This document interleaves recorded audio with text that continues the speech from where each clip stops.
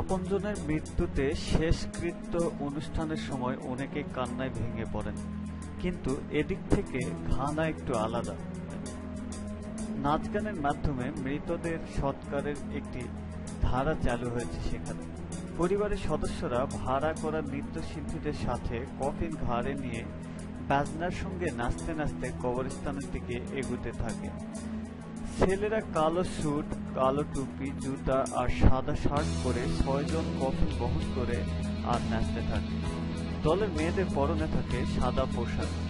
দলের উদ্যোক্তা বেঞ্জামিন আইডু জানিয়েছেন, গ্রাহকরা আসলে তারা প্রথমে জানতে চান ওই গ্রাহক কি কিছুটা আনুষ্ঠানিকতা চান নাকি অনানুষ্ঠানিক ধাঁচের অনুষ্ঠান চান, সে অনুযায়ী তার দলের সদস্যরা আচরণ করে।